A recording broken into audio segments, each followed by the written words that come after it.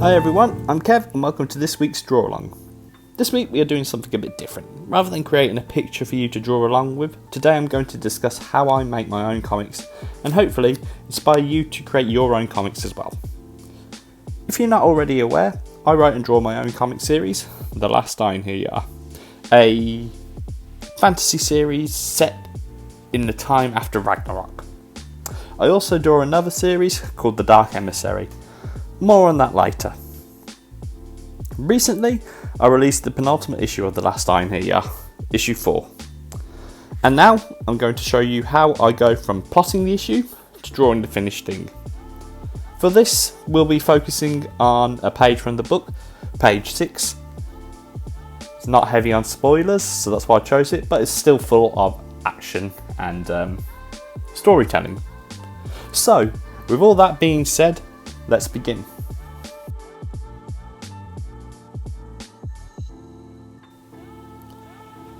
Okay, so we're on to plotting. So what I have in front of me here is my notebook. Inside this notebook are little story ideas that I have, and which I just jot down so I don't forget them as well. Important tool to have for any creative person. If you're making a YouTube video, if you're making a comic book, if you're writing a book, if you're doing a film, have a notebook. It's just an easy way to remember your story ideas. So when it comes to plotting, what I tend to do is I kind of write down my initial ideas. I'll tell you what, I'll turn to the page that I've got marked. So this is the plot for issue 4 here, and as you can see, I just write down little notes, plotting out scenes. So what I tend to do is I'll plot out a scene, and from there I'll work into it. So these are kind of my initial notes on issue 4. I refine the idea and I expand on it before I settle on the final idea, even though really the final idea isn't solidified until I start drawing, and I'll go into that a bit more later. So from there, depending on how you think, so I'm kind of a visual artist. I think visually, so I don't tend to work from scripts anymore, but from your plot you can start to write a script. And this is the script for the first issue I created. And it's very much in depth, in detail, saying what I want in the book. The dialogue between the characters. And noting where there's a new scene happening. Very basic. This is what a comic script looks like. However, since I only work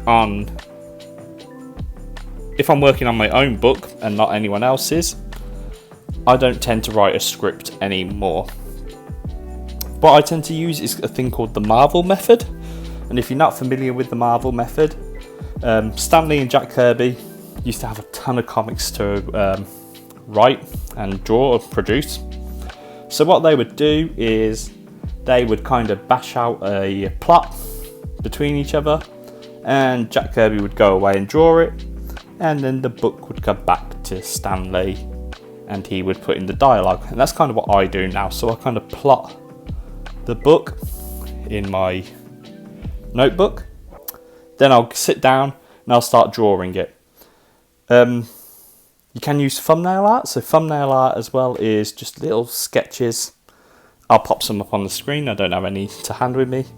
But thumbnail art is trying to do just little sketches working out the page. Again, for this issue, I didn't really do that because I knew what I wanted. Because I'm not working from anyone else's script. So I'm working from my own head.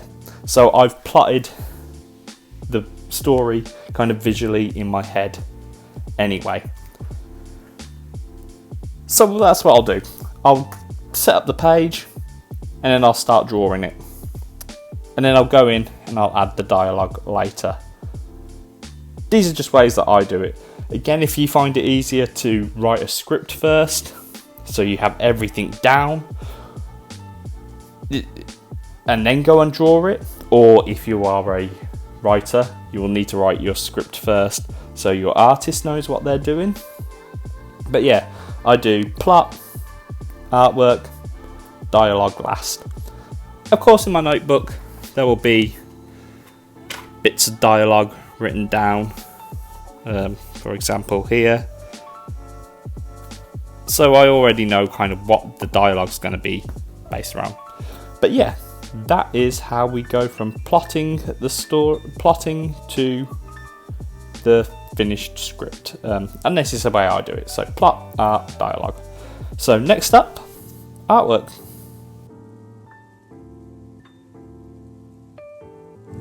Okay, to begin with, I start drawing out my grid pattern, my panel layout, sorry, and then I'll start drawing, sketching in Ulf and Hugin, and just where they're going to be in the scenes.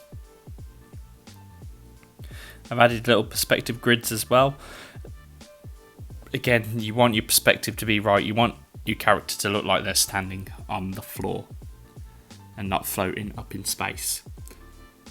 As you can see, they're really rough sketches. Because I'm working digitally, it's easier to erase inks as we go along as well.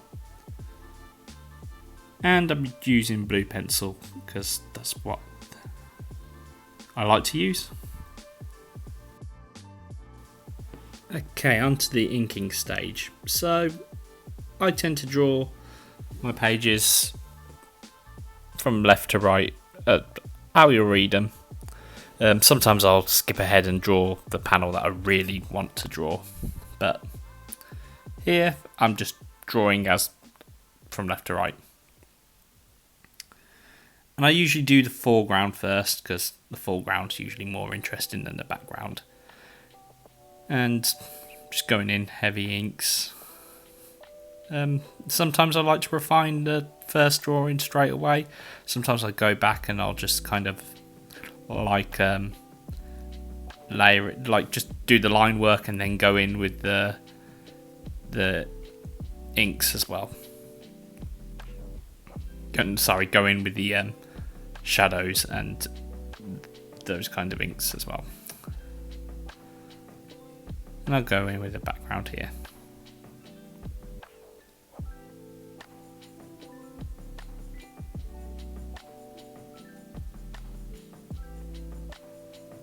So this page, I believe, took me roughly about 6 hours. I'm not too sure.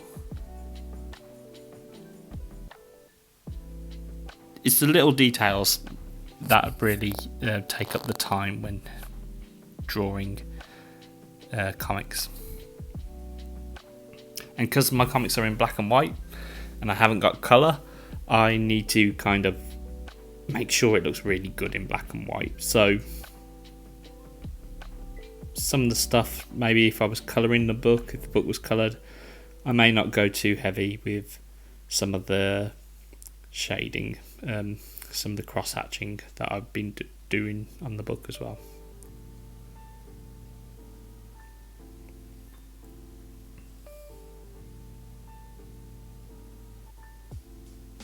There's a lot of noodling that goes on as well whilst creating things. So there's a little bit of experience. That's the good thing about using digital medium, is if I mess up on the inking stage, it's much easier to erase than it would be doing it physically. But if you're drawing a comic physically and you mess up the inking, you can use whiteout.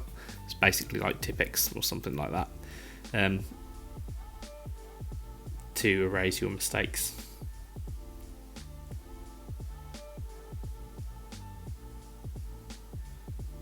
So I like this panel here. that I'm working on at the minute. Well, that I say I'm working on, that I worked on. That's got being drawn.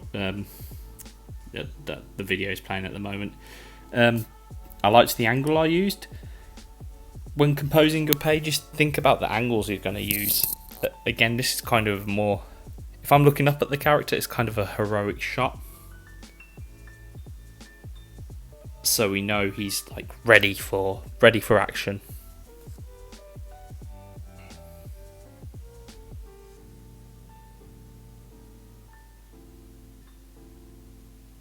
And then this panel we're going in with, and he is in action.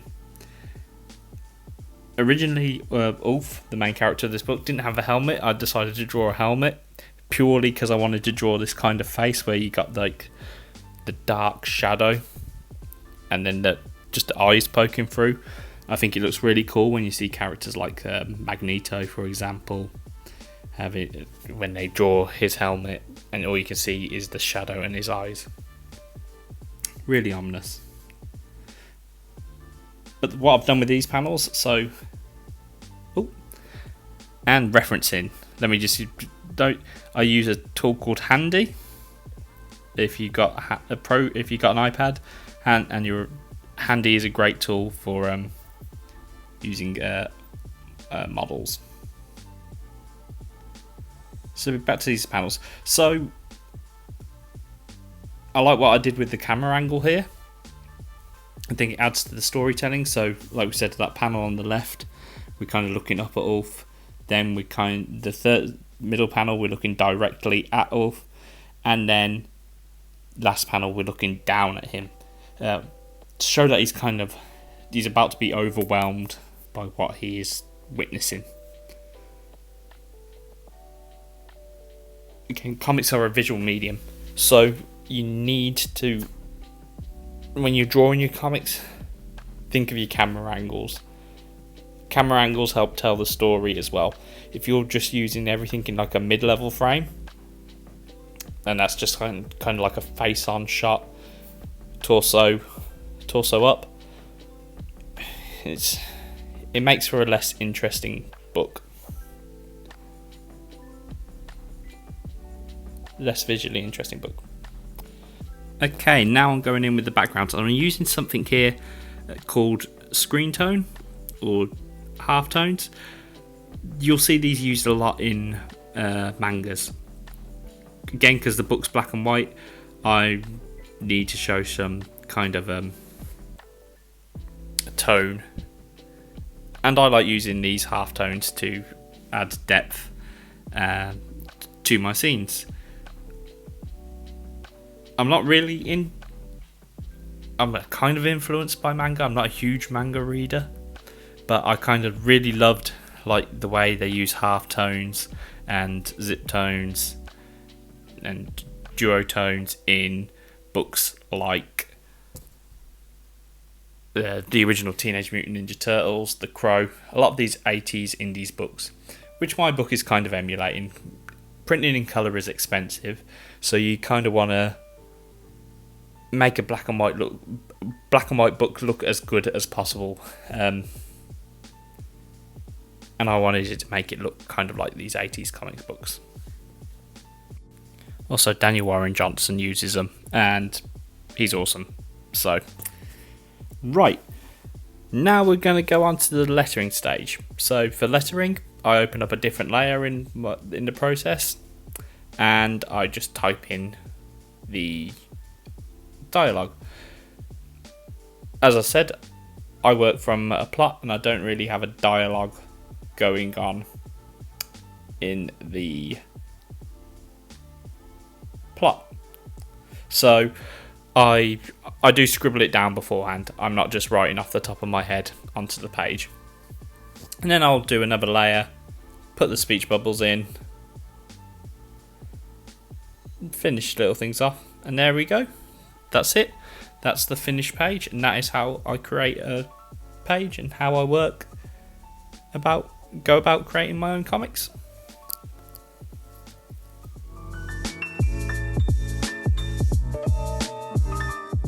So once the book is completed, I merge all the pages together to create a PDF file that is ready for print. Then I'll head to my preferred website of choice, mixam.co.uk. I am not sponsored by them, to get the books printed. And once that's done, we have the finished comic book, all printed